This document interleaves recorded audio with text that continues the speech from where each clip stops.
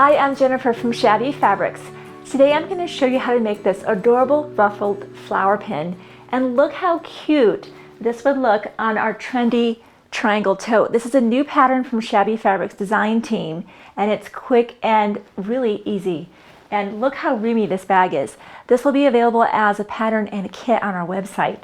So let me show you how to get started on making the ruffled flower pin using things you probably already have lying around your house. You might need just a couple things from the craft store, like a clasp for the back, but I guarantee you the most stuff you have right around your house.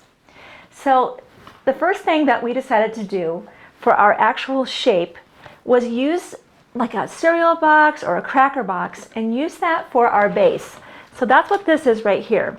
So you would just take apart your box, or if you didn't want to use the cereal box, of course you could use maybe an old greeting card or cardstock, some thin cardboard, but we wanted to show you a way to recycle things in your house and do fun craft projects for you and for your kids.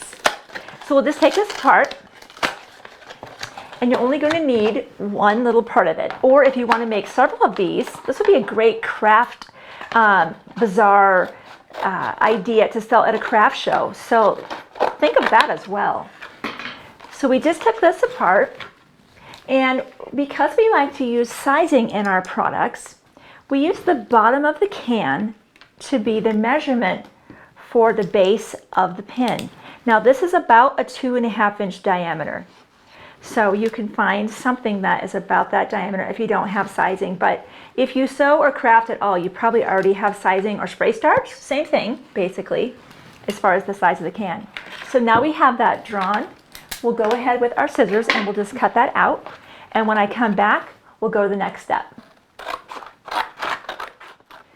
Now that I have my circle cut out of my cracker box, I grabbed a piece of felt, would work, anything that would be a nice backing. This is just inexpensive felt, and I used my disc to put on top of my felt, and again using my friction pen I just drew around and cut that out. So that's ready to go. We'll take the discs to the fabric that will be the center of our flower button, and I like to go ahead and draw around that. Now this is the friction pen.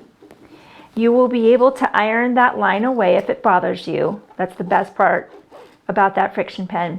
But I like to draw that. Now you can either do one of two things.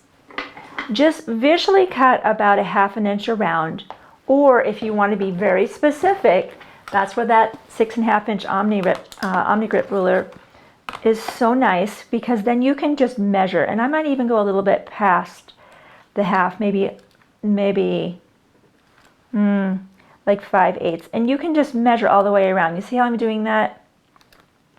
If you're uncomfortable with that visual measurement, this is a way to get that done. So you get the gist of it, is you're trying to create a pretty good distance around your circle and then cut it out, which I've done ahead of time. Your next step will be to go ahead and glue the polyfill to the actual disc. So because hot glue dries so quickly, you don't want to try to put glue on the whole thing and then put the polyfill down. It'll be dried by then. So work in small sections and decide how poofy you want the center to be. If you want it very poofy, obviously you'll use more than we have here, or you can use less if you want a flatter center. So just keep gluing that, and put the polyfill all the way to that edge, and you'll continue all the way around and through the center. And if you need to add, you want more poofiness, just put a little bit of hot glue on the polyfill and add a little more polyfill on top of that until you get about a mound about like that, because then the fabric of course is going to squish it down. So when I come back, we'll be ready to go to the next step. So now I have the polyfill as poofy as I think I would like it. And now we've got our center. Again, you have an option here of either just trying to pull this over the edge and hot gluing it down, or you can run a basting stitch. And I've got 2 layers of thread here, 2 strands of thread I should say, because sometimes if you use just one layer or one strand of thread, it can break. So I've got 2, and I'm going to come in about a 1/4 inch from the edge, and I'm running long basting stitches. And what that does is it'll pull up around the disc rather than me trying to hot glue it and just trying to smooth it over the edges. So this is another option for you. So I'll quickly get this done, and then I'll show you how we put this around our form. Now consequently, you see the sewing machine here, but you don't really need a sewing machine to do this project. You can run your basting stitches by hand like this every single time. So don't think you have to run out and go buy a sewing machine if you don't have one, or maybe yours isn't functional right now. That's fine. This is still a project that you can, it's still a no-sew project if you want it to be. Okay, so I've run that through. Now normally I wouldn't be using a turquoise thread on a yellow fabric, but I wanted you to be able to see what it looks like, and you can see how it's already trying to gather up like that. Now as I put my disc in the middle like this, I'm going to actually cut that there and put that aside, and I'm going to grab both ends of those threads and pull it up, and see how it wants to form around the disc. So I'll just work my way around, pulling it as evenly as I can all the way around like this. And once I have it exactly where I believe I want it to be, then you'll just take your 2 ends of your thread and you'll just tie a knot. Be careful though, you don't go too tight on that or you're going to break your threads. Now that's why I use 2 layers of thread instead of 1. So make sure that's where we want it. Kind of wants to slip around a little bit on you. So let's see how that looks. So I'm going to go ahead and tie that off. A lot to hang on to a little bit. There we go.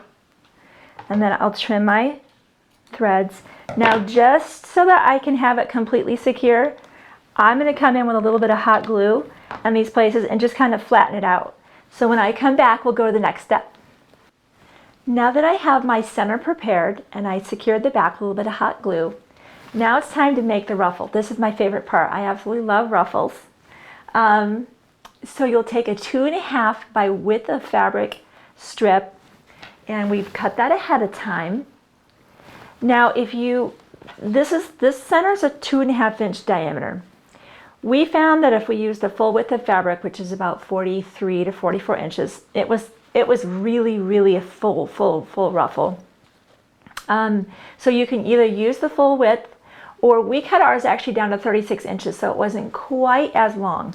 So we'll be working with a 2.5 inch wide strip that we cut down to 36 inches. So that's what we did here.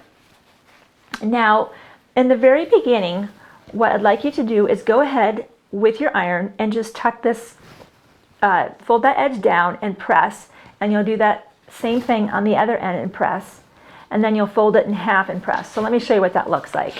That was the strip we cut, but then we went ahead, folded that edge down on both ends, and then just fold in half and press the whole way. Now we did not come in and stitch here, as you can see. It's not like this is going to get washed. Let me see if I can even find the beginning. There we go. It's just tucked in there. So you could sew this if you wanted to, but we don't feel it's necessary. Now you need to ruffle this thing. So again, you've got some options here. You could run the long basting stitches just like I did for the center, no problem, and definitely use 2 threads because that's a long run, and there's a good chance if you use a single it will break. The longer the run, the more likely it will break. You want to maybe use a heavier thread or use 2 strands of thread like I did. So that's option 1. Option 2 is you go to your sewing machine and run probably 2 rows of basting stitches, as long of a stitch as possible. But I'm going to show you a third technique that I absolutely love. It's a lot of fun, and it uses dental floss. And you're thinking, how does that work? So you want the dental floss to be the length of your strip, which we said was 36 inches. So we'll go ahead and cut that 36 inches. And what we're going to do, go to our sewing machine. You have a normal stitch length, but your zigzag is as wide as your machine will accommodate. So I've got a normal stitch length and my zigzag is absolutely to the max. I'm using a teal thread today, just again, so I want you to be able to see it and see how cool this technique is using the dental floss. Now, you will lay the dental floss down on top of the fabric, and your zigzag is going to hop over, go ahead and hop over left and right of the dental floss. Be sure you take your time on this, because if the machine sews the dental floss down to your strip, it's not going to work. You can see that if it just hops on either side of the dental floss, then the fabric can slide along the dental floss very easily. So let me get started and show you how this works. It's really fun, and the ruffles are just, you'll see. I'm just excited to show it to you. Okay, so let's make sure that we're not going to get that dental floss. It takes a little bit just to at first line it all up, but then once you get going, it's very straightforward. There we go. So we're gonna hop on either side of that. There we go. Then as you go, see how I'm holding the dental floss out here? Hopping on either side of that.